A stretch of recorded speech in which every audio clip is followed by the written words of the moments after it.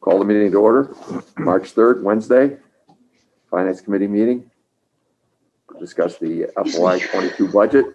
Before we start, I have to read this statement from the governor. Pursuant to Governor Baker's March 12th, 2020 order suspending certain provisions of the Open Meeting Law, GL, Chapter 30A, subsection 18 of the Governor's March 15, 2020 order concerning imposition on strict limitations on the number of people that may gather in one place. Meetings in the town of Oxford will be conducted via remote participation to the greatest extent possible. We will strive to provide access to such meetings via a link to call in or other similar options. In the event we are unable to accommodate the same, despite best efforts, we will post recorded sessions of the meeting as soon as possible following the same. No in-person attendance of members of the public will be permitted, but every effort will be made to ensure that the public can adequately access the proceedings. Roll call. Mr. Ewell? Present. Mr. Bacon? Present. Ms. Mazeka? Present. Ms. O'Neill? Present. Ms. Casey? Present. Ms. Wozniak? Ms. Wozniak is absent. Okay. All right. First item is the minutes of the previous meeting, February 24th. Has everybody had time to review the minutes? And if so, any comments, any changes, questions? If not, do I hear a motion to approve? Motion to approve. Second. Roger seconds. Joan motions. Okay. Roll call. Mr. Ewell? Yes. Mr. Bacon? Yes. Ms. Mazeka? Yes. Ms. O'Neill? Yes. Ms. Casey? Yes. Okay. Next item on the agenda is a presentation from Kelly Flynn, our Animal Control Officer. Kelly, are you there? Yes, I am. Good evening, everybody. I hope everybody's doing well. Our budget stayed pretty much the same this year as it was last year. The only thing that we did add in that was new is a behavioral trainer, some money for a behavioral trainer. We do get animals, some of the animals that are strays are possibly strays because somebody dumped them because of a behavioral issue. We do have issues sometimes with dogs, particularly once in a blue moon, maybe a cat, but usually dogs that, may interfere with them being adopted either by us or by another rescue group. I'd say we do 50-50. We probably adopt maybe half of the strays out, and then the other half we go through rescue groups. But for instance, we had a dog that just came in the last day of December of last year. She had been loose for months. People had videotaped her on their door, like their Ring cameras and stuff like that. And she went from like Northbridge to Sutton to Oxford. And then every time somebody went near her, she ran away. And she was finally trapped in Oxford. And it turns out she's a very nice dog. But we don't know how long she was out there. And nobody ever taught her to walk on a leash. So a dog like that, if I adopted her out to somebody and she bolted and took off with the leash dragging or whatever, she'd probably be in the same boat as she was before. And she literally was starved almost to death.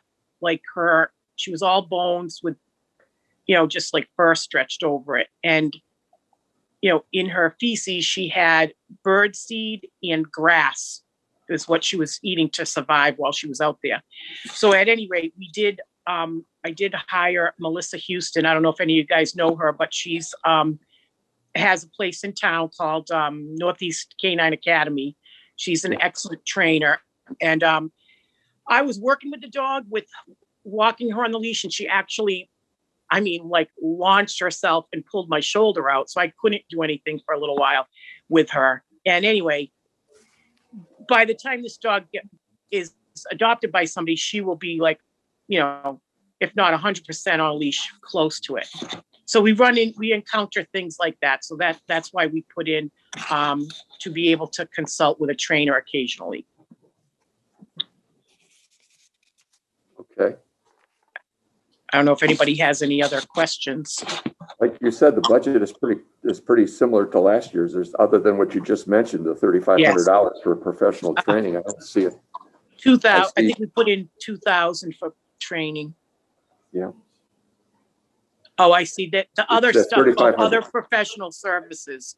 Yeah. Yeah, that Yeah, 2,000 for training and then other professional 15. Total for that area, that line item, right. 3,500. How the last year or so we talked, you were out working around the clock, so to speak. Has that changed? I see the staffing hasn't changed. How is, with the COVID and everything, how are your demand time? Well, so last year you increased my assistant Ed's time. You basically doubled his time Right. and gave him a little increase in pay. That has been a huge help to me, huge. And so I actually get like a day, sometimes 2 days off in a week. So it's really nice. Yeah. Well, that's why I was asking, because I remember you were doing above and beyond last year, and I was just wondering if things had improved. And I don't know what COVID has done, either negatively or positively, to Strace. We might have had a few less calls, possibly, but overall, it's been, we were still working. We still got calls to go out. Sure. I thought that we would get more. We really prepared in case if somebody was sick in the hospital and their pet was at home, in case we had to go take care of, bring them to the kennel and take care of them. We really didn't have that much of that. I was kind of surprised, but we did ahead of time. Like as soon as COVID came, we sent out notices and stuff for people to please be prepared, try to have a family member take care of your pet. So I think that did help some. We sent flyers and stuff up to like Orchard Hill and, some of the housing in town. So Good. I think that helped people prepare. All right. And you were there in the need of, so if something was, okay. Definitely. So things are working better now for you. You have some time off once in a while. Yes. Okay. Yeah. So your needs, you think you're fine with this budget then going forward for next year? Yes. Good. Yeah. Because you have a thankless job, I'll tell you what you do. It's out of love more than out of money. A lot of it is wonderful. So occasionally it's not so great. Like picking up dead skunks is not my favorite. No, part. that never is. Not for anybody. Right. All right. Well, thank you, Kelly, for all your effort and work. And I will just go ahead and with this budget as it stands, because as you said, there's really no change here. Okay. Thank you very much. Thank you. Thank you. All right. Next up is land management. Who's here? Is Bob here? Bob Oncini, are you there? Robert? Tony, are you there? Mary, are you there? I'm going to put my glasses on and see who's here. Down at the bottom of the screen. If someone's on the phone, they can press *6 to unmute. I see Tony. I see Mary. Where's Robert? He's just joining right now.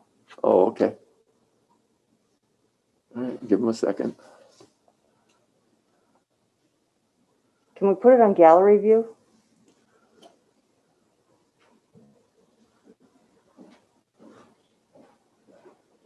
I know he has a PowerPoint, I think.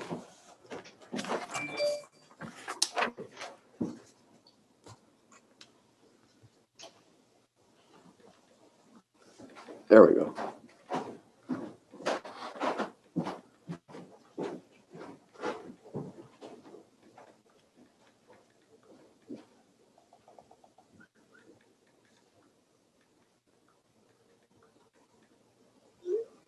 I'll wait for Robert to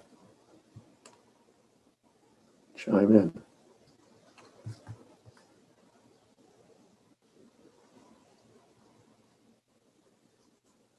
Can you hear us, Robert? No. Yes, I can hear you. Oh, there you go. All right. The floor is yours. I think you you mentioned you might have a PowerPoint you want to share with us. Go over Okay, the I budget. thought I was at 6:30. I'm sorry if I was late.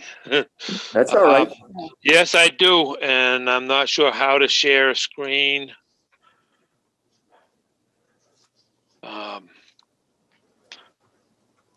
I believe that the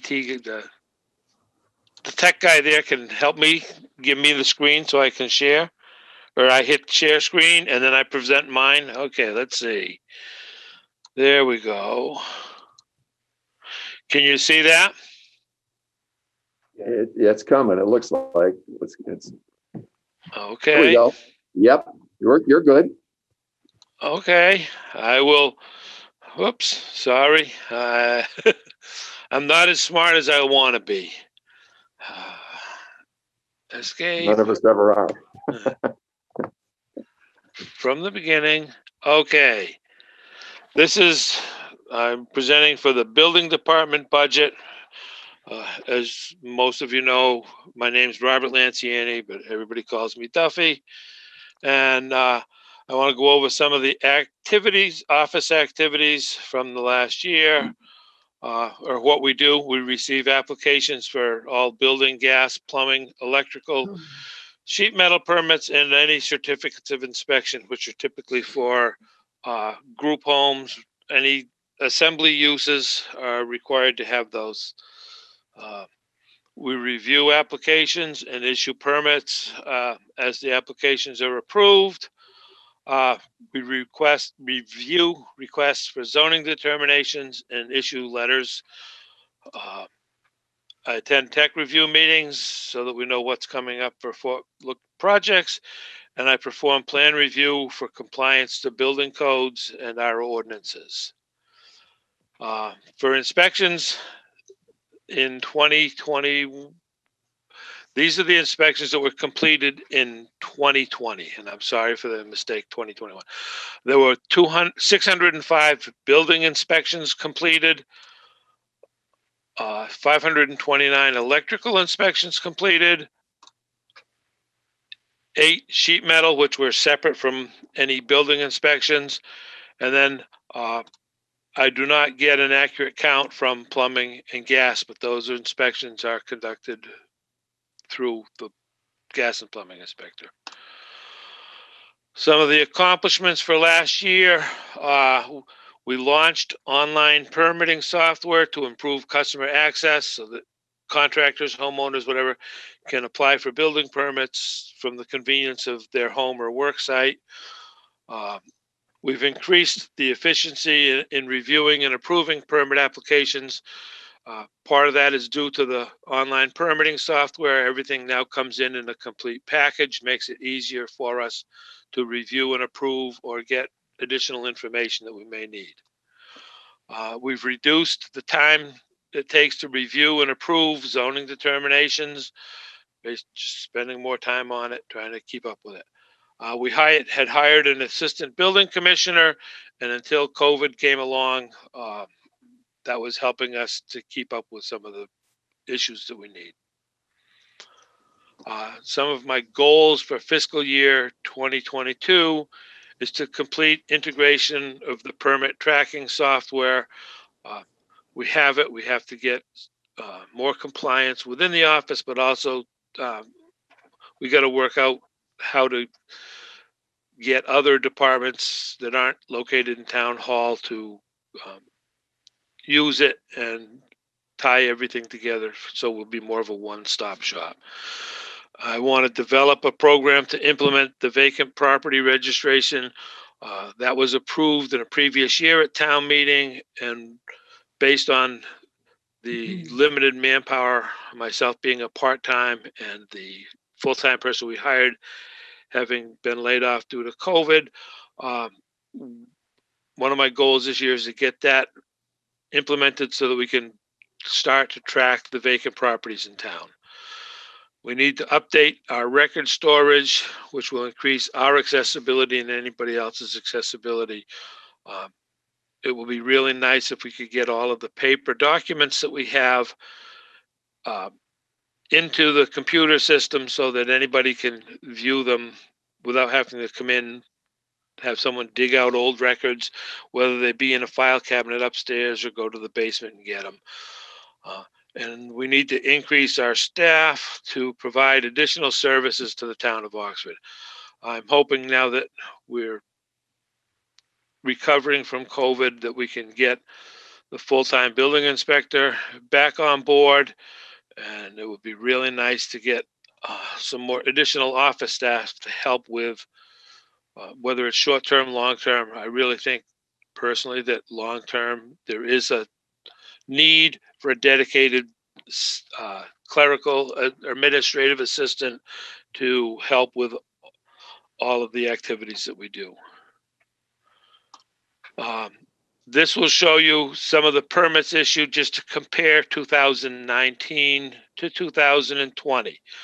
A lot of people thought because of COVID, we would have a reduced number of permits.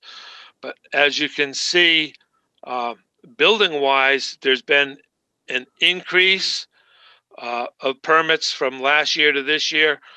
A lot of that is due to people are home, not able to get to work, and they're doing some of the projects around their homes that they've probably overlooked for some time. And then permit fees, as you can see, there's a dramatic decrease in fees from last year, 2019 to 2020, even though there are more permits.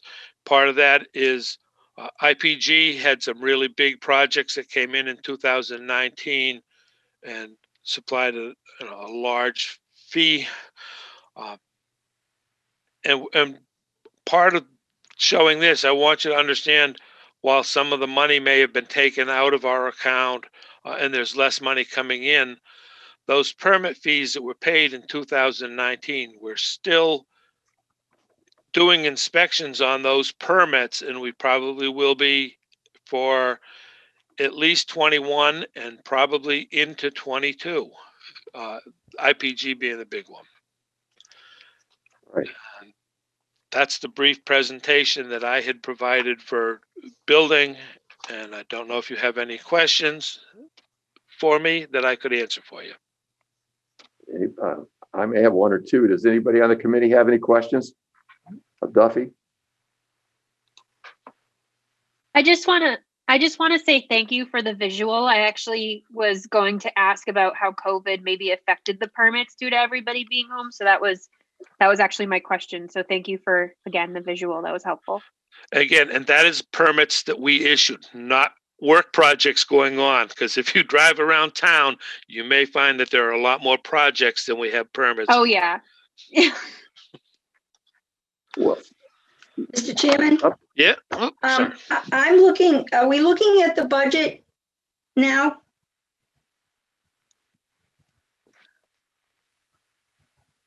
we have it in front of us, yes. Oh, okay. I have a question on the first line. The department request for 2 administrative assistants is $82,000 plus, and the manager is recommending $46,000. Now, are you requesting 2 administrative assistants, and the manager is saying let's do get one in here first? Or why the difference? To be honest with you, I didn't have a lot of input into the budget. Tony and Mary and Allie had a lot more developing the budget. It's my strong belief that 2 administrative assistants would increase the ability to get things done in a more timely manner and help us with things that we may be letting slide because of lack of manpower. And How I many believe that the assistants- manager did cut it to 1. Do you have an assistant now? There's 1 assistant there, Laureen, who does Okay, the health department stuff. okay. If I could clarify, so that line item for administrative assistants, one of those is the Board of Health administrative assistant. Okay. One would have been a new person coming on. Okay, great. Thank you. Okay. Yeah, when I look at land management, and you touched on it a little bit with Board of Health, it's really three departments. We've got Duffy's department, which is building. We've got Board of Health with our new person in charge now, the Board of Health Director, which is a new salary. And then we have Director of Planning and Economic Development, which is Tony. He's a new hire as well. So we have two new hires, but there are three departments. And I'm confused as to who reports to who. And I'll say this, okay? So Duffy, you work 19 hours a week here. And the guy that we laid off was working 32. That was the inspector. That's the guy out in the field for 33. We're bringing him back this year, it looks like. So we are adding him back to the mix. We laid him off because of COVID. Yet I'm hearing that we've been very busy during COVID. I know I have, remodeling. So I'm just saying, you're getting stuff done, but it looks like you're the one out there in the field now, filling in for him, who's not here. Then we have a lot of fees that we reduced this year by 60,000 from 240 down to 180. And we are generating a lot of fees this year still, not as much as we did with IPG. But we have to go back again and again, like you alluded to, it's never over. So you're still going back to IPG. That's going to run into 22, even though the initial permit was issued back in 20. I'm wondering, do all the field inspectors, that be plumbing, sheet metal that you alluded to, building, and gas, and what's the other? Electrical. Electrical. Do they all report to you? And if not, why not?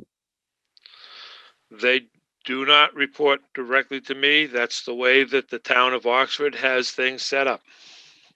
Okay. And I'm also looking at another addition to the budget, which is not you, but going back to plumbing. It looks like we've added 4 people for $28,800 to do Title V inspection. That's not And plumbing. I would think, and that's on another line, it's not something you covered, but I think it should be under your purview, not on the Board of Health. Title I'll tell V you is what. Board of Health septic systems. That would be their purview, I believe. Here's what I'm looking for. Yep. I buy a home in the town of Oxford. Mhm. I want to know where my well's located. I want to know the flow, and I want to be able to go online and find that. I want to know the depth of the pump. I want to know where my leach field is. I want to know what my tank size is. I want to know where the reserve is. And I also want to know if it's already failed once and they're already in the reserve area on the leach field before I buy that home. I want to be able to go online and see that stuff. That stuff has meaning to me. That alludes to what you're saying about integrating the software. And I think, I don't know, we got 3 different departments under land management here. We got future infrastructure development and planning, which is Tony's purview. And Mary helps him in that. I think she wears a number of hats. Then we have this new person for the Board of Health Director. I mean, I obviously you don't want to be doing tobacco compliance or handling the nursing home or food inspection. But that one thing, Title V, when you look at property and you're looking at records, and the reason years ago we went to an acre where the minimum with 150 feet of road frontage was the reason why was to have distance between where the well was drilled and where the septic field was, so that you wouldn't have contamination. But to know these things as somebody coming into town trying to purchase a piece of property, or a property owner that needs to rectify something on their property, these are the records. These are some of the stuff you just alluded to that need to be integrated. But not having those people in the field, whether they're the plumbing inspector, the electrical inspector, or whatever, the building inspector not reporting to you, I think it's hard. You're supposed to be at the minimum hours you are at 19, supposed to be overseeing the people in the field. And I don't know how you can be in the field and oversee the people in the field. So that was when I looked at this and I saw this land management, and I try to pick it apart and try to dissect who's on first, who's on second, and who's on third. That's what I've come away with. So that's one issue. I think if you're going to move forward, and I agree with you that you do need that field guy brought back on at 32 hours, and it's in the budget to do that. As far as the administrative assistant, I defer to Mary. I do know we have a floater out there by the name of Cindy that seems to be doing a great job filling in for the cyclical needs of each department, whether it's the first of the month, the end of the month. And if anything, I would recommend if there's a need amongst the departments that we hire another person with the title floater, as opposed to assigning them to a particular department. It seems to be working pretty well with the one we have if there was a need for another one. That's my take on all this. I mean, I went through this and I couldn't figure out, and I have no problem with the people that are on board and their roles, but there are three different distinct areas. One is yours, one is the Board of Health, and one is Tony's as far as planning and working with the planning board and the master plan and the town manager. So that's my take on this. The budget basically salary wise over budget at 21 versus FY22 is down 10,529. So it's down a little. But when you come over here, obviously to the supplies and services under professional services, you see there's an increase for 4 Title V inspectors at $7,200 a piece, and a food inspector for $5,000 that wasn't on the budgets in the previous year that the Board of Health director added. That's a lot of building going on for Title V inspections or failed septic systems. I don't know. Could I clarify, John? Sure. So it's only one Title V inspector. We separated it by quarter, what we estimated he would be charging per quarter. So one person is charging $7,200 to do title inspections times four quarters. I got it. So it's anything to do with Title V. It's review of plans. It's witnessing perk testing. Right. Going out and doing all the field inspections. This Title V inspector presented us with like a contract and a set of fees, and he was higher than what we were charging for our permit fees. So Okay. The Board of Health has recently voted to increase their permit fees. So hopefully all of the fees that we take in for septic design, perk testing, will help to defray his charges or fees. Okay. I noticed we reduced the amount we're applying against the account by 60,000 over the previous year from 240 to 180, I guess. I have it here somewhere. So But, I understand that is a big increase. Yeah. Our previous Board of Health agent, we had him under contract for a certain amount of money. I think it was $3,000 per month. And he did everything for that $3,000 a month. Okay. Now, is this stuff going to be, Duffy alluded to the fact that we want to get all this stuff computerized. And I just alluded to the fact as a resident of the town, I want to be able to access my septic information, my well information, and where it is. And if it failed by the previous owner, where I'm at, where my reserve field is, where, if I want to do anything. Is that person that you're hiring on a $7,200 a quarter basis going to provide? Is he going to be networked into this software that Duffy alluded to, that we need to do a better job of integrating, getting everybody to use it? We are working right now on getting all of our Board of Health permits online, so that people can apply for septic type permits online. And I would imagine that he would be integrated into that. I mean, as a homeowner, I know where my leach field is. I have a builder that gave me the detailed copy where the reserve is, where the pipes are, what the capacity of the tank is. I have my well. I know what depth it's at. I know what my flow rate is. And those records are probably someplace here in the basement. And they shouldn't be. They should be online so that people going forward, if we're going to integrate this software system, which I'm a champion of. I think it's a great idea, and it should eliminate a lot of your work, Mary, and a lot of whoever is doing any of the administrative work, because it's going to be more self-serving to the residents of the town and more timely. I just want to make sure that everybody's integrating. I don't know where the Board of Health is on this Title V, and that's a question I would have, because I think that's crucial. whether I'm drilling a well or putting a septic system in, to Right. have that on that parcel's record. Yep, so we have all of that information. We have about probably 15 very full filing cabinets full of Title V information, septic location, well location, repairs, installs. We have all that. And it's all up here in the office. None of it is down in the basement.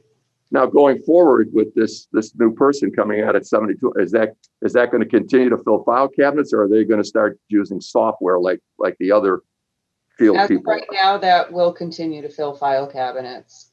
Okay, well, that's kind of what I'm getting to, trying to get everybody that should be using it, and anybody that we bring on board, integrate them into the software package as well, so that you're not continually, we're digging you out of clerical work where and record retrieving, should I say, Right. and the residents are better served. Yeah. That's kind of where, I looked at this and I said, wow. So we're working with our software people right now to get all of the Board of Health permits online, just like we have the building and electrical and plumbing and gas. So all the other inspectors are using the software currently then? The building and electrical are using it. Okay, not plumbing? The plumbing permits get put into the software, but the plumbing inspector might be able to do a better job of using his tablet. Okay, and then, like I said, the Title V inspector, and I think he needs to be onboarded into that software package, just so that you're not continuing to fill file cabinets. At some point, we empty them, not fill them. Yeah. And I it don't seems know like- I don't know what the plan is for like a capital item. I think that putting things into storage, what's the word for it? Computerized storage. Right.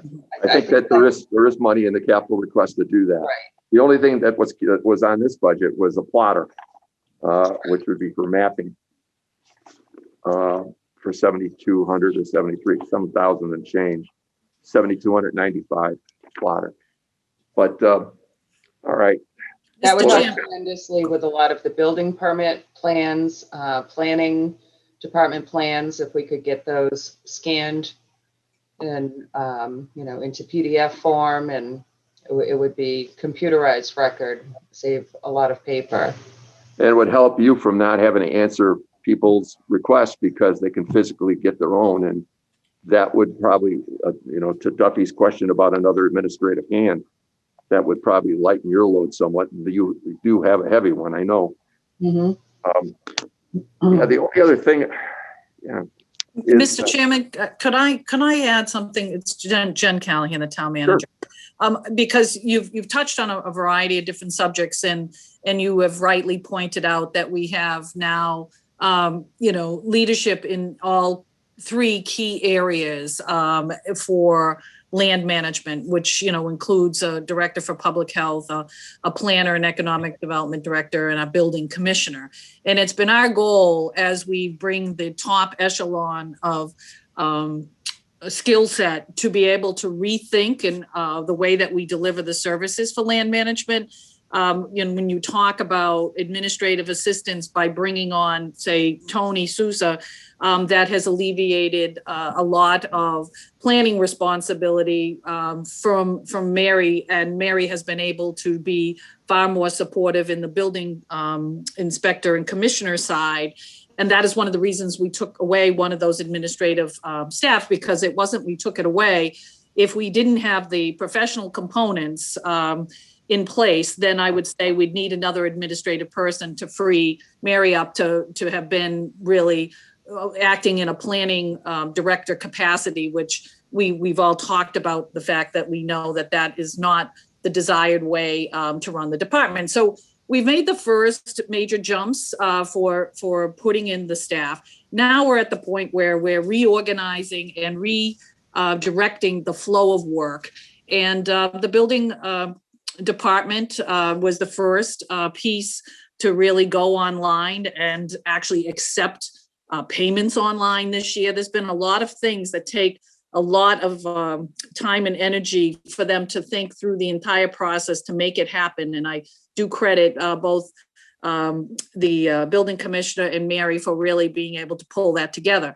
Now, each one of these modules is different, and the Board of Health one is one that has just recently been being undertaken by the administrative assistant and looking through all of the different types of permits that we have to issue through the Board of Health. And so we're getting closer to being able to launch that as well. And I know that some of these aspects that our building commissioner talked about that just don't jive, like why aren't all the inspectors under the building commissioner, where in a lot of communities that is true. It's because our charter has put people in different places. So that requires a charter change. It's not just a logical change from management or the administration or any number of people who are working there who say, this logically should be in another area. We are working on that, but some of those things require further changes and would make sense to do, especially in terms of inspectional services. And I do believe we're heading all in the right direction to achieve those. And that capital item for scanning and documentation, even though we have a lot of areas where we have records retention that we could use scanning, we have had this discussion, both the building commissioner and Mary and I, about the fact that the building department would be the primary focus to try to do that. And that's why it's a priority for me as the manager to support them.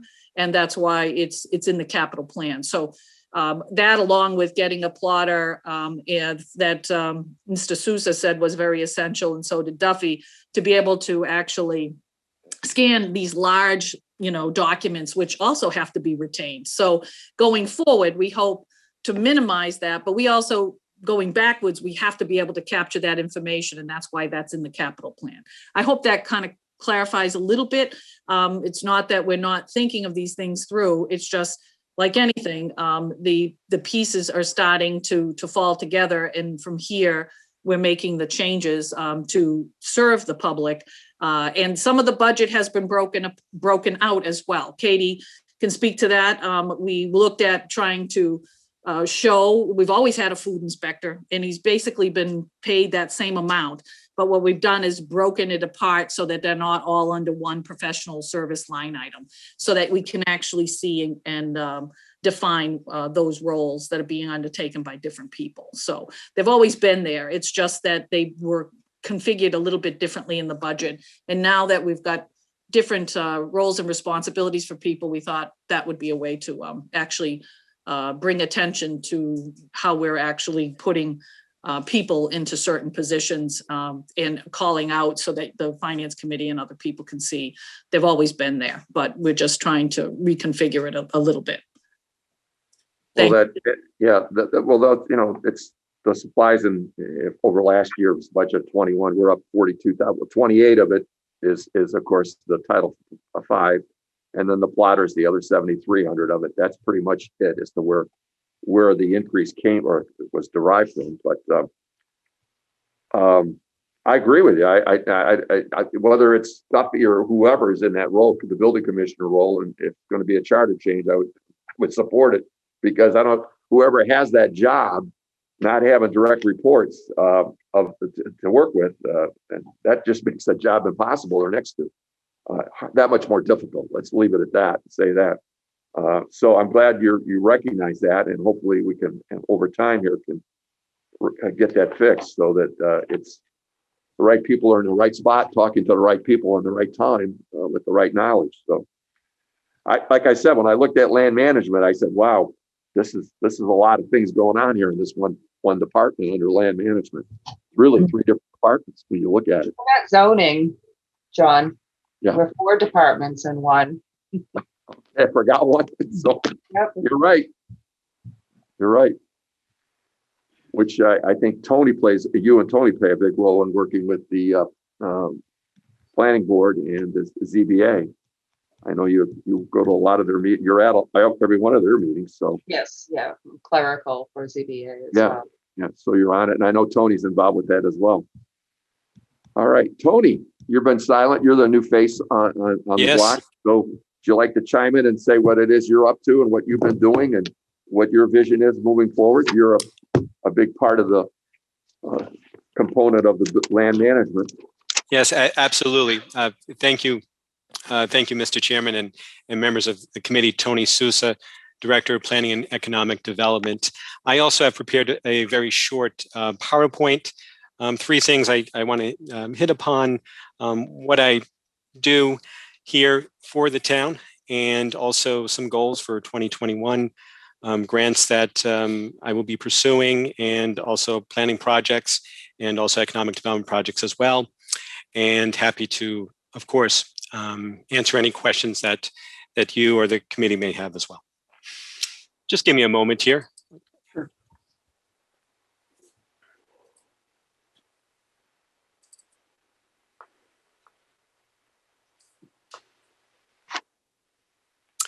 And can everyone see my screen? The first line is implementation of the town's master plan. Yes. Great, great.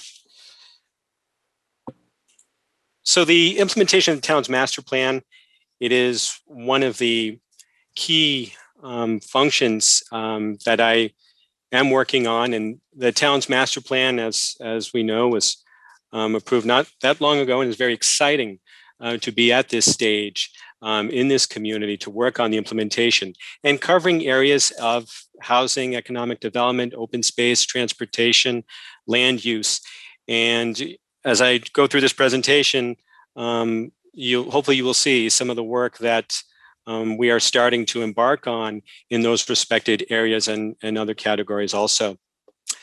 Planning board support and guidance on development proposals, providing not only the technical support, but also ensuring that projects are completed in accordance with the approved plans of the board and conditions of the planning board. Third, assisting landowners and developers with zoning and permitting process, also working with real estate agents and others that are looking for development opportunities within our community. And again, working with landowners to discuss potential, let's say, reuse of their property, other opportunities that may also develop as well. And last, long-range planning and the development of zoning bylaws and other bylaw initiatives. Actually, this spring, very excited that we are including 3 zoning amendments, one pertaining to the Village Business District, and specifically to that, allowing on-street parking for non-residential use to be added into the calculation of required off-street parking. So what does that really mean? Creating an opportunity for some of the parcels within the heart of our downtown, giving them, the developers, property owners, an opportunity to redevelop their parcel where they may not have, let's say, enough parking in the back or in the side, and perhaps taking advantage of the parking that may be available on street. The second item also coming up this spring is expanding our allowance of hotels within our community, basically expanding within also the light industrial and industrial districts within the community. And this is also a very important and exciting opportunity. And certainly we all understand, we all know the current situation that we are in, not only in the hotel industry, but in all industries, correct? But when we think about the future, we think about opportunities even along the 395 corridor, by simply adding the allowance of hotels to be included in industrial and light industrial, by special permit with site plan review, so thereby also ensuring oversight, which is important of the planning board. We are opening up more opportunities. So thinking of exit 5, for example, on 395, and also some of the industrial lands that we have along, for example, Route 20 and in other areas of our community. And the third one too is updating our cluster zoning. And basically cluster zoning goes back 10, 15, 20 years within the state, and it's been sort of a common cadence amongst different communities, but really cluster zoning allowing for And one of the amendments that the planning board is interested in pursuing is giving the planning board additional flexibility with respect to developments that may come in, that the zoning may not work, a one-size-fit-all approach may not always work, and giving the planning board the flexibility, whereas so provided that a proposal is consistent with town bylaw, town vision, and the town master plan, that the board may consider allowing some flexibility. Perhaps it's a dimensional regulation or a number of units on a parcel and so on. And in terms of other bylaw initiatives, one of the things that I'm also working on is 5G small cell. 5G small cell is a small cell facilities has been trending in the last few years more and more throughout Massachusetts, and also coming through our region. And so hopefully to stay ahead of the curve of the siting and permitting of those structures. 2021 planning grants we are pursuing, and I'm laying this out here by project name, funding source, dollar amount that we are pursuing, match, and timeline. I highlighted the first one. It's actually a grant that we have received. We got notice last month, and in the coming weeks we will be embarking on, is Local Rapid Recovery Plan. This is critically important. It's funded through the CARES Act, and it's working with the state to create immediate strategies to help businesses recover and to help our small businesses adapt to whatever new normal we'll be embarking in together. This scope of work would include exploring options to set up online platforms, various marketing campaigns, and looking at, for example, options, which is very much trending these days, and it's projected in the future that the demand for curbside delivery services, not only of restaurants, eateries, but other providers within our community. I will note that this grant, although for a study area, we are looking at the Village Business District, but it's also something that can be explored throughout our community. And we are receiving $30,000 in technical assistance, in-kind match, and you'll see all the matches are in kind. That is staff support. That is what I will be bringing from the town end. So there is no financial match. It will be my time and service to each of these grants.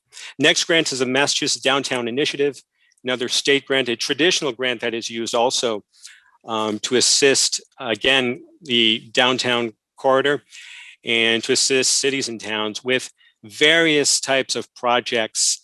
And also they do give us flexibility to branch out. And where I'm going with this is traditionally communities will use this for wayfinding, branding, maybe studying the reuse plan for a downtown. Perhaps it's Wi-Fi in downtown. One of the interesting things here, perhaps would not only, and the timing of this works out nicely, looking at a 4 to 5 month on the local rapid recovery, but also perhaps dovetail some of the recommendations from that plan into the Massachusetts Downtown program, but also perhaps looking at something such as the economic impact, the economic benefits of expanding utility infrastructure. So my counterpart in DPW is looking at sewer feasibility into Oxford Center, and looking at, this would be an interesting one perhaps to look at the economic benefits of that, and how we can maximize, how property owners can maximize for redevelopment with that added capacity, let's say. The last two, open space recreation plan. Our plan has expired back in 2017, and critically important to have an open space rec plan in place. In short, this will open up other opportunities that we can seek funding for our parks and for our trails and so on. This I will also say we'll be working closely with conservation, and we will be seeking state funding through CMRPC, our regional planning partner. And if we receive the funding, we will certainly be working closely with them. If by chance we don't receive the funding, we will still be looking, because it is critically important to update the OSRP, and we will do the best we can to provide that update. Within 10, 12 months, we will also do it in-house.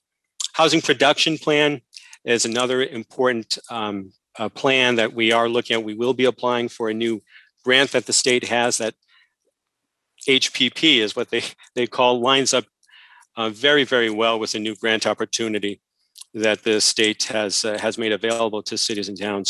And having a housing production plan builds off of our master plan. It opens up for also other opportunities for grant funding, especially for capital. It is, I should note, the state has other programs, particularly the Housing Choice Program, which allows capital money for projects that can be connected to a new development or redevelopment for housing. And housing covers a broad array. And I will say this, we will take a close focus, consistent also with our master plan, for age-friendly housing, workforce housing as well.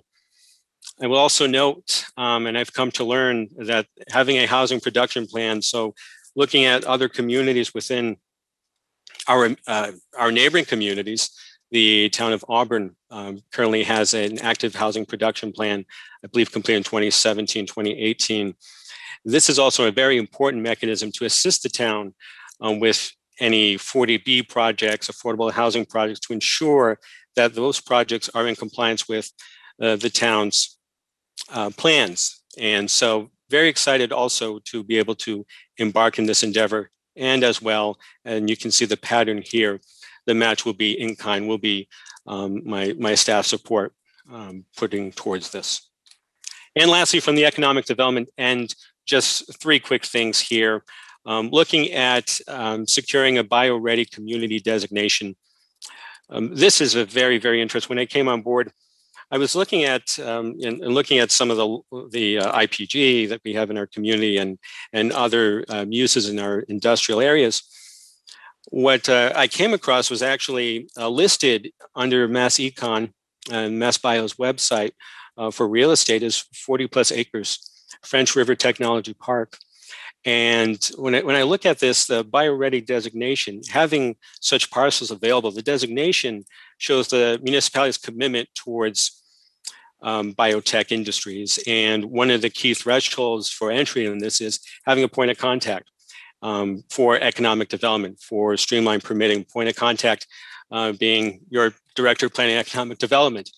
Having rules and regulations in place that would support other tiers. So tier 2 and tier 3 continue from year to year, building on the programming for Mass Bio, opening up other opportunities to diversify our industrial base. Very excited for that opportunity. It's been done in other communities. I've worked on this in other communities as well. And again, I will highlight a very special point here that the town of Oxford already has an opportunity for such industries, and this would allow us to capitalize it as a marketing tool. The next item too is starting a guidebook to assist property owners and prospective developers to starting a business in the town of Oxford. And lastly, small business programs and workshops. I will put in a quick plug, working with the Quabog Valley CDC, Community Development Corp, and bring in different workshops and opportunities for small businesses in our community. We posted on our website an upcoming workshop on small business planning that the town of Oxford is part of this consortium.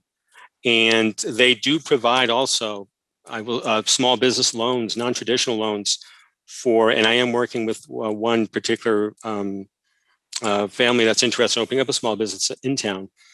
It is another tool for businesses, for property owners to explore.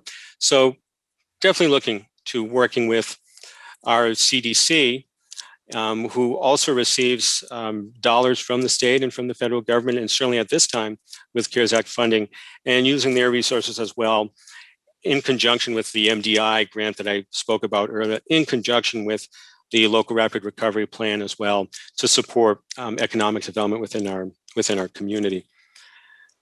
Mr. Chairman, that is all that I had for presentation. I would also just like to make quick note with respect to the plotter. It is the major piece of equipment and a critical component for planning, and as noted for my colleagues as well.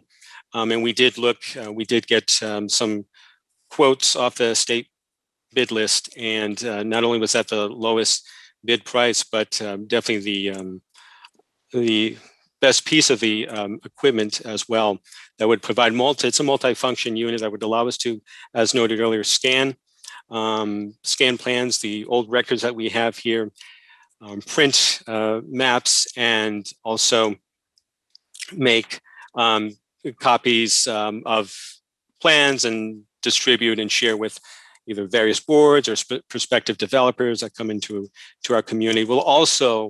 The piece of equipment will also be shared with other departments here as well. So thank you so much for this opportunity. Again, happy to answer any questions. I have a question. On the second slide that you showed, the 4 grants, have they all been received, or are some of them that we have to apply? Is all that money in town, I guess I'm saying? No, thank you. Thank you for the question. Not all the money is in town. The first grant we applied back in December, we have received. Interesting this year, the state is launching a one-stop shop portal for grants. And actually, I'm looking at my calendar here. Month of April is when we will be applying for the other 3 grant opportunities. Okay. And as I mentioned, should we not receive grants, some of the grants there, I do have a strategy so we can still at least move forward in some of the objectives, because remember, those grants are all tied into the intentions of the master plan. Okay, thank you. Thank you.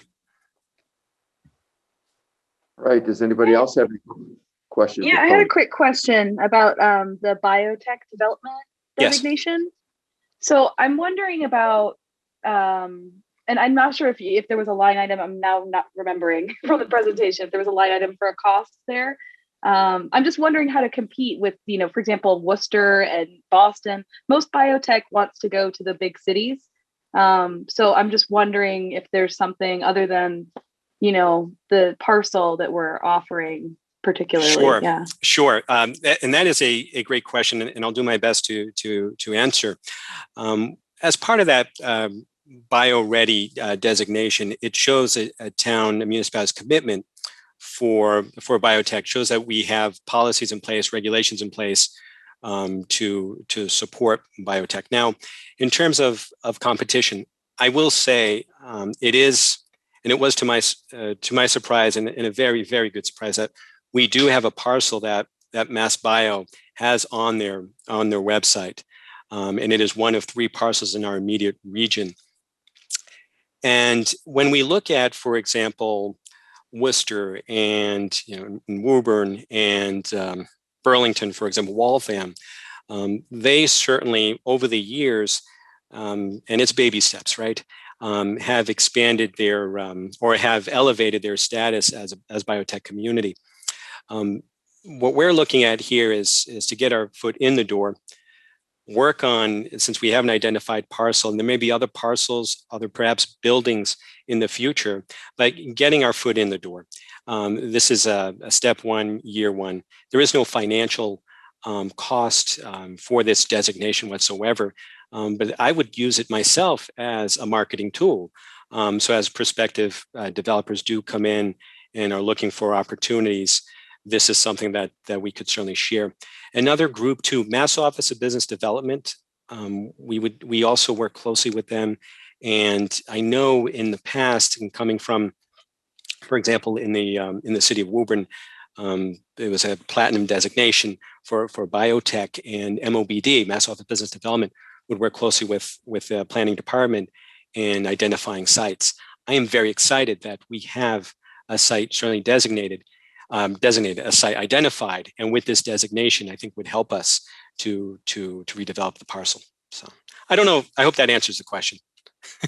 Yeah, that's helpful. Thank you. Does anybody else have any questions of Tony? All right. Well, Tony, thank you so much for your presentation. I know you're involved with the master plan committee, and your input is greatly appreciated. And I think you've got a daunting job ahead of you as we try to do a lot of things. We all have champagne taste, but the community is a beer celery, so it's hard to do everything for no money, And I know you're going to work your magic in seeing where the money is, besides from coming from a taxpayer, to accomplish some of these things, whether it's community centers, sewer. Thank you. Flo. I know you're on it, so I appreciate your effort. Thank you so much. Thank Mary, you, thank you, everyone. do you Yes. have anything for us?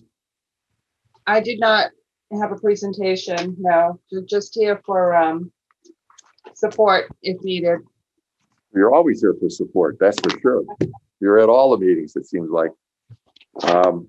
All right. Well, does anybody have any questions of anybody that's presented or discussed anything so far on land management? If not, we'll move on. And thank you all for your from lands management for your sharing with us your input on the budget. And we'll move on to fire and EMS and Chief McDonald, if he's there. I thought I saw him somewhere. He was. He was. I know he's there. He was there.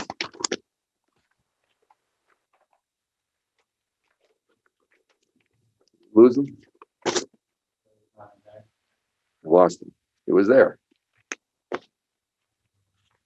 Give him a minute to maybe. Here, he's coming back. He's coming back on.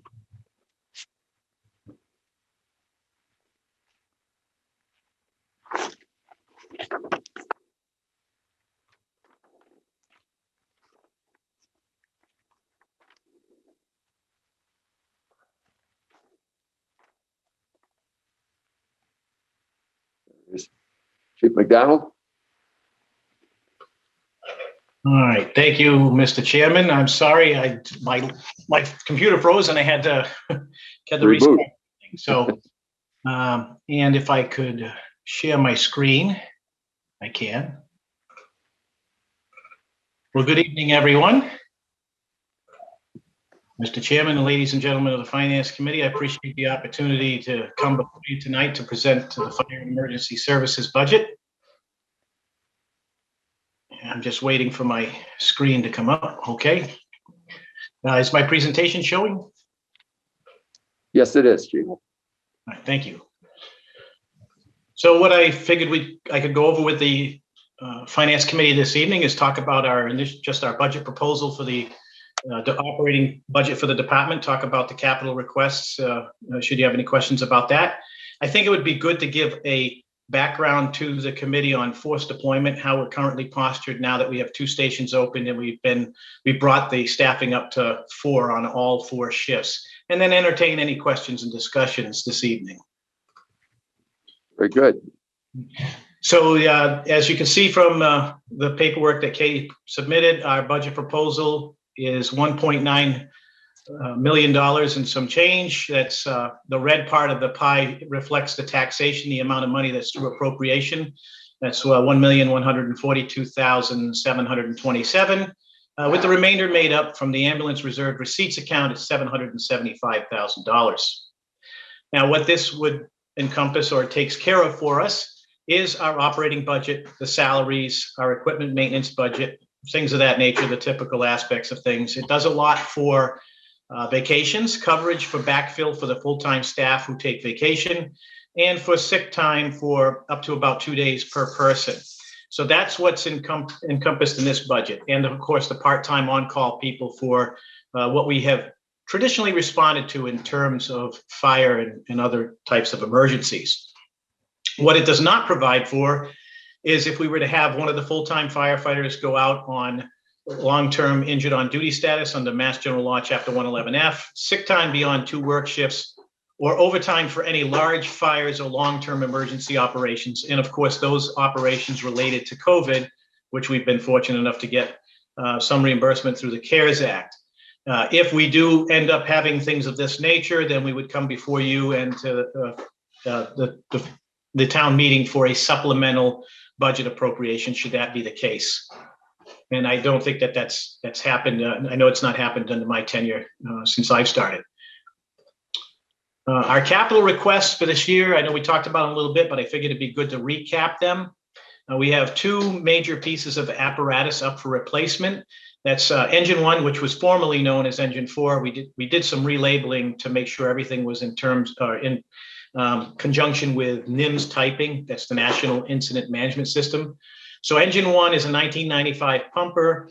The replacement cost for that is between $625,000 to $700,000. We estimate, based upon how we use it here, to be about $685,000 on the going rate of steel and aluminum and whatnot.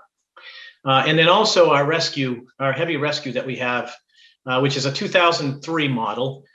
That's getting to the end of its service life. And again, to replace that, about $685,000. And what we are going to do, as we talked about before, is combine the replacement of both vehicles into one by purchasing a rescue pumper. And that's very critical for us, especially when we only have 4 full-time staff on duty during regular shifts. And now that we have them split between Station 1 and Station 2 as a 2-and-2 combination, because typically when the rescue goes out, let's say a car accident or anything that involves the need for a fire suppression piece of equipment, then we have to get 2 vehicles on the road, and it's not feasible to do that with just 2 people operating out of the station. We have to wait for additional staffing to come in from off duty or the call force to take one of the other vehicles. What this will do for us is it'll give us the ability to go right out the door at Station 1 with the 2 people on duty with a combined vehicle that does both. And then the other capital request we had was to replace what we now call Car 3, which was formerly known as Rescue 3. That's a pickup truck with a maintenance type body for storage and cap on the back, and a snowplow. We have one for the fire inspector that's stationed up at Station 2 right now, and then this one would be at Station 1. That serves as an auxiliary piece of equipment to move hose and other things between scenes, or also to plow snow during the wintertime to keep our lot and the ramp clear. Our current full-time staffing, now that we've brought all 4 shifts up to speed, I thought it would be good to go over that just as a refresher. I think it's good for the public to know this and see where their tax dollars are going in terms of public safety and the protection we provide. In the administration side, we have myself, we have Deputy Chief Belanger, a fire prevention captain, and the administrative assistant. We work Monday through Friday. And the administration section, usually the deputy or the fire prevention captain are available to take a 3rd ambulance if we should have a call. We are in the process of, there's been an assistant chief's position on the books for a number of years that has not been filled and not funded. We are in the process of converting that position into a 2nd deputy's position. And what that does is it eliminates what I would call a tier top-down structure and makes it more a pyramid. In other words, we operate under the concept of unity of command and span of control. So this helps us divide the labor properly and appropriately. So converting that assistant chief's position into a deputy chief position, we'd have one that would be responsible for certain functions such as finance and administration, another one for community risk reduction and training. And then also, because we have 2 districts and 2 stations, and basically the logistics of taking care of that, it helps us have somebody supervise a sector in terms of emergency operations. This is critically important, especially in light of the near miss report, in terms of having enough chief level supervisory officers to ensure the safety of crews operating. We have a total end strength of the fire department of 40 people between the full-time and the call. So when we get on scene, just in terms of incident management, you have the need for an incident commander, a safety chief, and an accountability chief. So this helps us to be able to provide that level of supervision on the fire ground to ensure the safety and efficiency of operations. Then we get into the 4 operations groups. We have 4 people on each shift. There's 4 shifts working 24/7. Each shift is headed up by a company officer, 1 captain, and the other 3 groups are headed up by a lieutenant. And then they have firefighter paramedics or firefighter EMTs evenly split between the 2 stations to make sure we're covering now the 26 square miles that encompasses the town of Oxford. So we have 2 ALS paramedic level ambulances in service out of each station throughout the day. So we have, for current on-call staffing, we have a total of 12 personnel who are on call assigned to Station 1, because what I've now done that we have both stations open, we have full-time people who are assigned to Station 2. That's where they report for their regular duty. And if any callbacks, they report there for callbacks, and the same thing with the call department.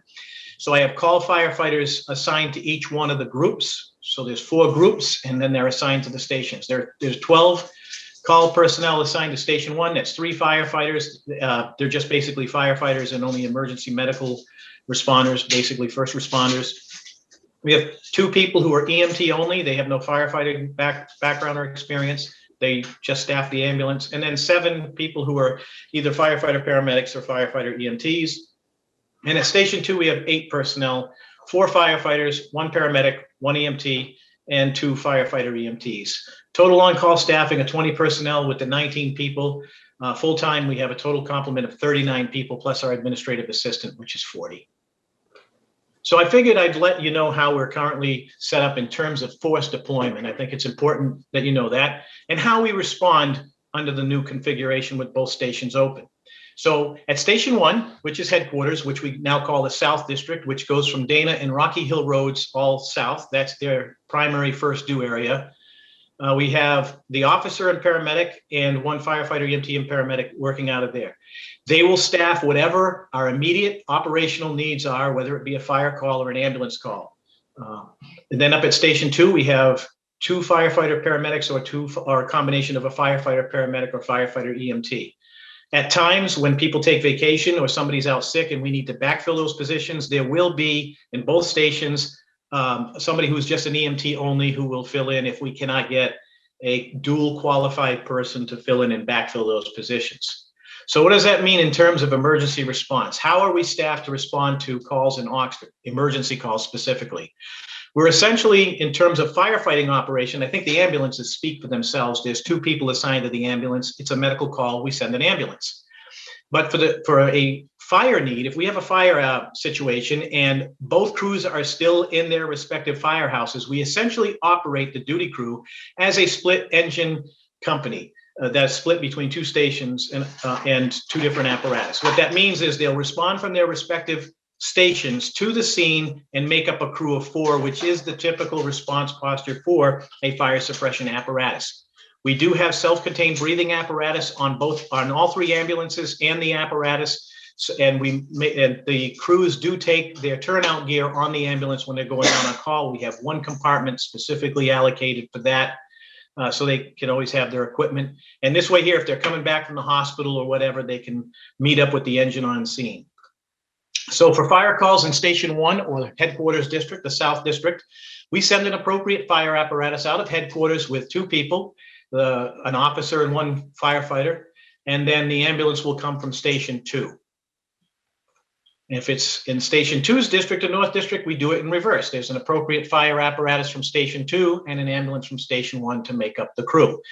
Now, when I say an appropriate apparatus, if we're operating inside the hydrant district, we don't have to bring a lot of water with us because we could tap into a hydrant. So it's going to be a pumper, or up in the case of Station 2's district, it's going to be ladder 2, which is a quint that has a pump, a hose bed, and the ladder on it, the 55-foot ladder. If it's outside the hydrant district, then the tanker is going to respond from Station 2. If it's in their primary response district, the 2 firefighters up there are going to go out with the tanker. If they're going out to Station 1's crew, we're going to have to rely on mutual aid or automatic aid from adjacent communities and off-duty personnel coming in to grab the tanker for them. So that's how we do that there. We do have it at times where there are multiple medical calls going on, and it's not unusual for us to have both ambulances out on the call and perhaps even the 3rd ambulance. We had that happen at least twice already this week, where we had another call for the 3rd ambulance. So what do we do in that case? Well, if 1 or both crews are out, if 1 crew is out, obviously the crew that's in their respective station will respond with the appropriate fire suppression apparatus. And then we'll call in automatic or mutual aid from surrounding communities and the off-duty personnel as a first alarm assignment to make up the balance of the crews that we need. And if both of them are out, then there's going to be myself, hopefully, and the deputy and the captain in. We'll manage to get a fire apparatus out the door, rely on a recall of off-duty full-timers and call personnel plus mutual aid. Which is not unusual for combination departments that are staffed like us. I mean, ideally, if we were to do it so we didn't have to work in that fashion, we would have 4 people assigned to an engine at Station 1 and 2 people to an ambulance, and 4 people in an engine up at Station 2 and 2 people on the ambulance. That's 12 people on duty times 4 shifts. That's 48 people. There's a lot of people that we would need to have on duty. and that budget would be kind of high. So we do it as a combination force using call and full-time staff. And we do it quite efficiently and quite well. So that is basically what I thought I'd present to you tonight to give you the background. I want to thank you, the Finance Committee, as always. We are in unprecedented times, and with the pandemic going on, we've not seen the likes of this in our lifetime. It is taking its toll, but I'm happy to report that the men and women of the Oxford Fire and Emergency Services are struggling just like everybody else is, but they're equal to the task, and they are persevering well and shining through this this pandemic and doing their job very effectively and very efficiently. I'm very proud of them. I'm thankful to the Board of Selectmen who have been very supportive of our efforts to staff both stations and to upgrade our equipment, and our town manager, Jennifer Callahan, who's been stalwart right behind us, getting us the tools that we need and the staffing that we need, and our finance director, Katie McKenna, and of course, the citizens of Oxford who have been so kind to us, sending in thank yous and words of encouragement and little treats now and then. So we talked about the budget proposal, the capital requests, our force deployment posture, and now I'll entertain any questions and discussions that you all may have. Open it up to the committee. Does the committee have any questions? Chief McDonald? Yes. Hear any? Well, I got to compliment your presentation, Chief McDonald. It was very informative, and it answered all the questions I had as to the staffing, because I had them all listed here. I had the same number you did, 19, and the 21 on-call fire. And my question was, are they a per call basis, or they're given a stipend? We've got a line item of 82,000. If you divide 20 into 82, it's 4,200, of course. So, yeah, so that I'm sorry, Mr. Chairman. Go ahead. We don't do stipends any longer for the call force. They're strictly on an hourly salary, so they only get paid when they work. So that 82,000 is a combination of things. It's not just the call personnel for coming back for calls. It's also the backfilling for the career staff when they go on vacation. That 82,000 is kind of used in many different ways. It pays them for the part-time shifts that they work. It pays them to come back for emergencies, and it pays them for the trainings that we do. We do anywhere from 2 to 4 hours of training 4 times a month. So that's what that $82,000 encompasses. That leads to my next question. How many of them are credentialed? EMT? Are they going to school? Do we foster that, furthering their skill sets going forward? So if it's the EMT portion of it, typically somebody comes to us and they're either already an EMT or somebody on board, pays for that training out of their, out of their pocket. I've worked in some departments where we provided a repayment plan for people over a period of 3 years, let's say, with a service commitment where they would have to stay with us, a number of years. If they left before that, they'd have to pay it back. We've done that for both full-time and part-time. We don't do that in Oxford right now. So in terms of EMS, everybody has to be credentialed. We can't employ them and use them on the ambulance unless they are. We can employ emergency responders to drive the ambulance. They just can't do patient care. If we have to have a minimum of 2 EMT qualified people on an ambulance. In terms of firefighting, we require anybody who joins to attend the Mass Fire Academy call volunteer training program within 2 years of appointment. And pretty much, people come on board and they go ahead and they attend that. We have a graduation just recently. One of our call firefighters just completed. We had another one back in November. That person, though, ended up leaving and going to another department because I don't think he lived in town. I think he lived in Leicester and joined Leicester. So we do require them to get Mass Fire Academy trained.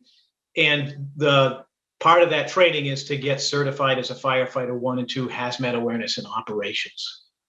I know the police department has a program, a policy where if they leave after a certain amount of time, if they don't fulfill, I don't know if it's 3 or 5 years, they have to pay back the training that the town afforded them to be credentialed as a police officer.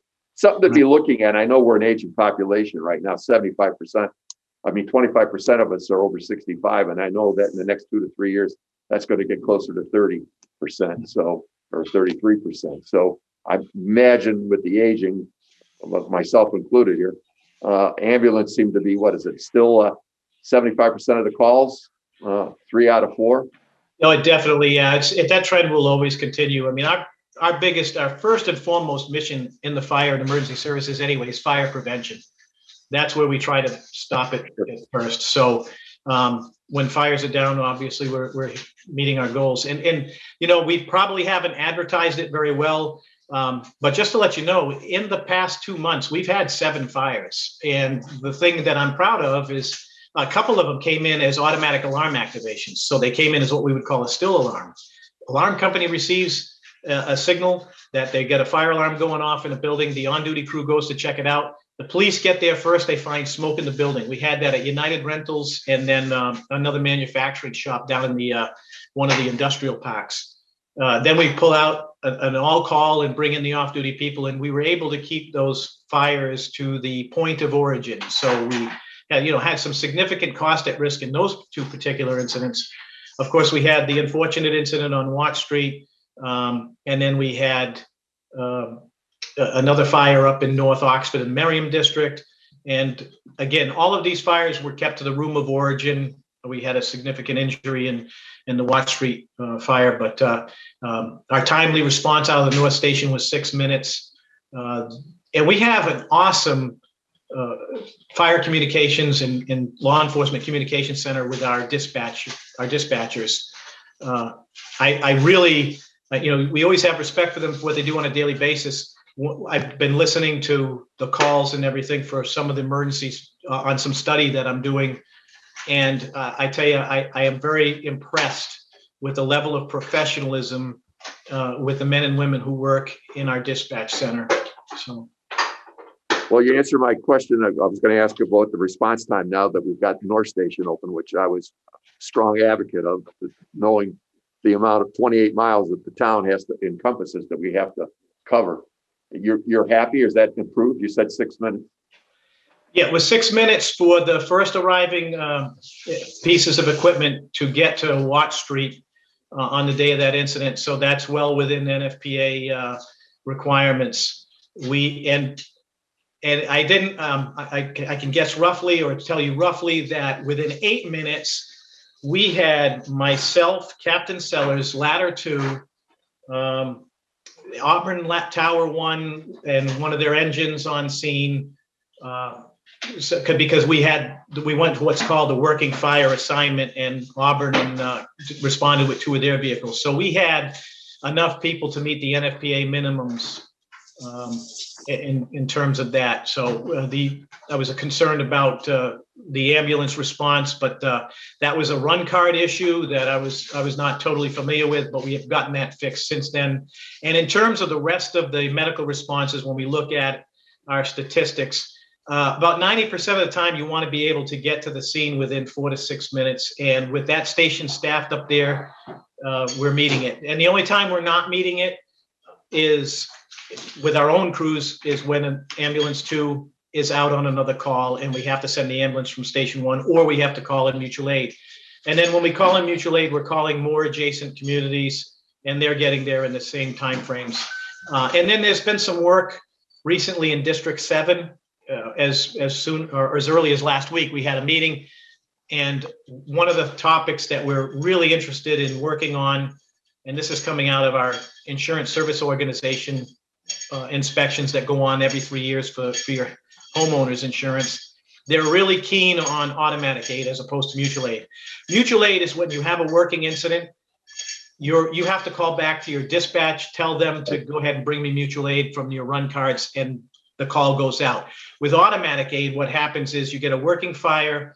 The dispatcher already has a preset or a community that they know for that neighborhood. It's the closest fire department or the closest ambulance, and they just automatically call their dispatch center and get that piece of equipment on the road right away.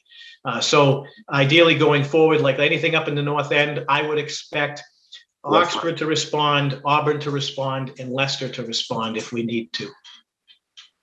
Okay.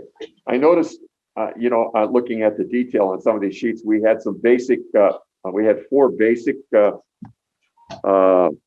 firefighters move up to the 7. We shifted or we upgraded from what we had. We had 4 the year before on the firefighter basic staffing, and they moved up to where the year before we had 5. So now we have fire paramedics. So looked like we had an upgrade or an enhancement of skill sets on 2 of the individuals. Am I reading that wrong? No, that's an excellent point. Thank you for bringing that up, Mr. Chairman. So we have had a number of people. They actually would have been upgraded a lot sooner. They were enrolled in paramedic level programs, but COVID put them off a little bit. So they're actually delayed in getting their credentials. So we're anticipating them finish it out. There's 2 right now that we anticipate will be paramedics by the time the 2022 budget is executed. The other thing that we did is we've had some personnel changeovers, and we brought in people. If we have an EMT that leaves, we bring in a paramedic. So it's been a combination of those things where we've recruited. When we expanded the full-time staff, adding the last person to that shift, we tried to recruit a paramedic, and we were successful in doing that. And then we have a couple of people who are upgrading to paramedic, and we have 1 person who is going to be going from an EMT basic to an advanced EMT. I'm seeing that with the salary increases, I'm noticing that their titles have changed, and you have to read between the lines and that's why I asked the question. I was just assuming that was the case, but you affirmed that is the case, that we're upgrading to staff these ambulances with the best quality people where we can. So when they roll with a paramedic if at all possible. Yes. Yeah. And the other thing is, due to the efforts of the town manager with the recent, contract negotiations, one thing I want to point out is, for the first time, as I understand it, in quite some time, we actually had what's called a lateral transfer. So we have people who are working on other full-time departments elsewhere who are interested in coming to work, who have come over and are still interested in coming over to work in Oxford. So and some of them have already taken positions as call firefighters in the hopes of kind of doing that if future positions open up. So we're very pleased with that. I'm happy to see that we have a base of 20 individuals because you never know when you put out the call who's going to be answering it. So having 20, you're going to get a good response out of 20 usually, depending on the time of day or week. But that's good to know. I was pleased to see that. I know that's a lot of that's not just for the money, it's for the love of the community when they volunteer their time. So that's nice to see 20 people that are willing to dedicate their time to that. And I would like to see, if they're interested, put together some kind of a training program or something with a commitment from them, of course, where they can get the credentials. Like you say, they're looking to come on board possibly at some point, maybe to further that involvement with them, offer them some kind of with a commitment, some kind of training to the discipline, so they can become or they can hit the ground running should that open up for them to be a full-time firefighter within the town. That's just my observation. I don't know what your thoughts on it are. I think that's a great idea. It's something I would definitely like to pursue. The limiting factor these days is, back about 4 or 5 years ago, it was just about the time that we took Munson from the advanced EMT level to paramedic level. They nearly tripled the cost of paramedic training. So where some programs back then were about $4,000 or $5,000, now you're up into the 5 digits. You in some paramedic programs you're looking at $8,000, $10,000, $12,000, depending on where they go. And a lot of that's driven by they're delivered through college level programs now. So there's not much. You used to be able to take them non-matriculated and you weren't getting a degree path or whatever. But now they kind of seem to be all tied in. And it's the cost factor. If you try to send one person, it's a 2-year program, it's thousands of dollars. So you have to have that ability to, pay for it. You're still going to have a loss of lead time of about 2 years before that person will be fully trained and certified. And it's coming up with the dollars. It's a great concept and idea if you have the capital to be able to put into it, but you are going to be limited in terms of dollars and how many people you can upgrade. But even if you're upgrading 2 people a year, that there's benefit to that, like you point out. Yeah, my next question was, I know we have 3 ambulances, and I know it generates revenue. I mean, that's not the intent. That's just a benefit, but that's not the intent is to service the community. And I know when we can't, and mutual aid's called, that money for that mutual aid goes to that community that responds, not to us. I was just wondering, are we fine now with the 3 ambulances we have? I know we can't really, it doesn't seem like we can staff a 4th ambulance at this point with the staffing levels. This seems to be working all right. Oh, yes, it does. Yeah, 3 ambulances definitely sufficient for what we have. And even though if we call in mutual aid, there's also times we're going mutual aid into Webster and into Auburn.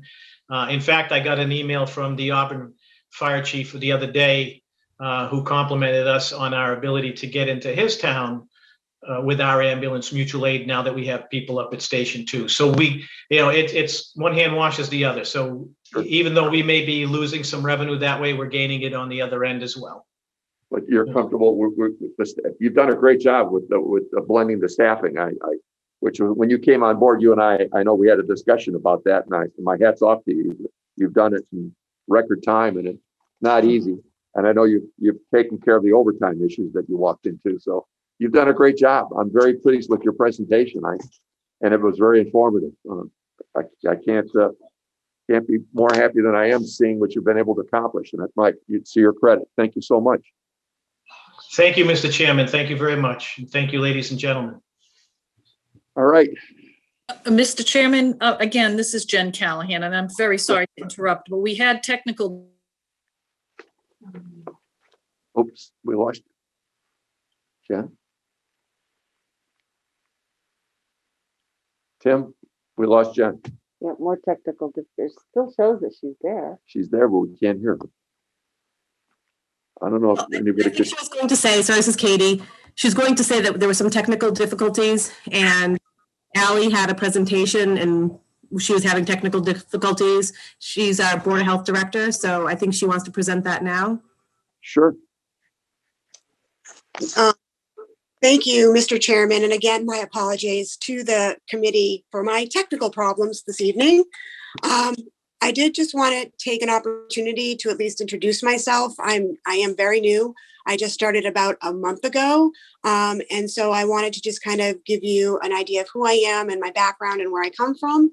My name is Allison Novak, and I have about 15 years of experience in public health. 12 of those were spent in Cambridge at the Cambridge Public Health Department as the Assistant Emergency Preparedness Coordinator for Metro Boston. And while I was there, I was part of something called the Advanced Practice Center for Public Health.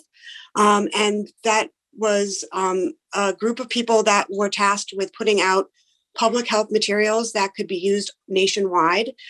So you might have seen, if you've ever gotten a flu vaccine, some signage that kind of tells you what to do and where to go. Those were signs that I actually helped put together. You also might see some flyers around town asking for volunteers to be part of a medical reserve corps. That was also a product from the Advanced Practice Center that I put together several years ago. So in 2016, I started working for Bristol County as the public health planner. I worked with 24 communities there doing public health planning for them. And I also started my own consulting business where I did things like active shooting planning, writing exercise and drills, as well as helping people put plans together to help vaccinate 100% of their population within 48 hours. So anyway, I'm really very excited to be with the town of Oxford right now. And I have a lot of ideas on where to kind of take the department. I know this is a new role and a new department for the town. So I just had a couple of slides, so I won't take too much of your time. The first was just a quick slide describing kind of what public health is and what public health does. As you can see, they basically are responsible for the public health programs for the town, enforcement of state and local laws and regulations. And another piece that a lot of people don't think about is the emergency preparedness piece. I know that we have that through our fire department, but we do have a lot of public health plans and a lot of grant money that can be tapped into in terms of public health emergency preparedness and planning. Like I said, I've only been here for a couple of weeks thus far, and I've only been part of a couple of Board of Health meetings thus far as well. But during our first meeting, one of the biggest business items we had during that meeting was to change some of the perk test fees, because we realized that we were charging, we were very much undercharging people. So as you can see from this, it kind of goes across the board, but we did increase those fees to be more reasonable with the surrounding communities. And one of the other things I've been doing in these last couple of weeks is I've been doing a lot of the COVID planning for the town. The health department has been receiving hundreds of calls from towns members trying to get the vaccine. As you can imagine, it's been a huge undertaking. Thus far, we've provided 300 vaccines for Oxford residents 75 years and over. We ran 2 clinics over 2 different Wednesdays. And next week, we start doing the second part of the vaccine for that population. And we've also added additional 150 doses. We've been working with another local clinic at Harrington Hospital to vaccinate 65-year-olds and plus. And so that's been an ongoing effort. And we are also currently assisting the Oxford Housing Authority in terms of getting their population vaccinated as well. It's going to be an ongoing effort, kind of an all hands on deck effort for us. But as you can look, that's pretty much all my slides that I had for tonight. I know you have on my budget in front of you. You can see that the majority of the health piece of it is goes to my full-time salary, the admin piece of that, and also to a public health nurse as well, as long as, and also the inspecting piece of it, which I think we talked about before. Yes, we did. Yeah, we did. We covered it, and we covered the added outsourcing for the Title V for the $28,800, and that was basically the biggest bump in the health budget. Board of Health budget was that one line item, and you addressed it with the fee increases. I think Mary alluded to that before, to recoup some of those monies. So, and you've done a great job as far as vaccinating people. It's good. I happened to be one of the lucky ones, being 75, to get a vaccination. So I think that was great. And you're reaching now out to those 65, as we are an aging community. Hate to say it, but it's true. So it's timely, and that you're welcome on board, and you've got your work cut out for you with this COVID and getting a handle on getting all these other things that the Board of Health has to deal with, whether it's food inspection or the nursing services for the community, tobacco compliance. I mean, the list goes on. So it's just not right now. I'm sure your time is spent on COVID-19, but there are other things that you have to deal with on a daily basis. So welcome on board. And does the committee have any questions? No. Okay. All right. Well, thank you. Thank you, Mr. Chairman. All right. Looking at the fire, basically, Chief McDonald laid it out very nicely, but when you look at it, it's down it's down $7,649, if you will, over last year's budget request. I say that's the number because we did increase ambulance receipts from 760 to 775 with 15,000. So the 22, you net the 15 against it. The actual decrease in expenses was $7,649. So, and he's done a great job getting that North Station opened and getting it staffed and getting the north side of Oxford covered, and which is what we talked about when he came on board 2 years ago. So, does anybody have any other questions, comments, thoughts they want to share with what we've heard tonight? But if not, then do I hear a there's no old business that I'm aware of. If anyone has any new business, next meeting? Next Wednesday. Next Wednesday. with library, OCC, and COA. Okay, library, OCC, and COA. Okay, Council on Aging. All right. Excuse me, Mr. Chairman. Yes. Mr. Chairman, I was noticing, when are we meeting with the police chief? That is March 24th. March 24th, Joan. Oh, okay. Oh, yeah. Okay. Thank you. So that's the next meeting. All right. Any other questions, comments, requests of the committee? No. If none, do I hear a motion to adjourn?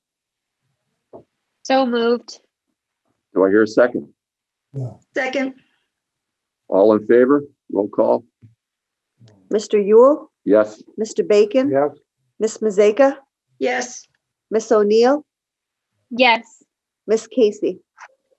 Yes. All right. We're adjourned.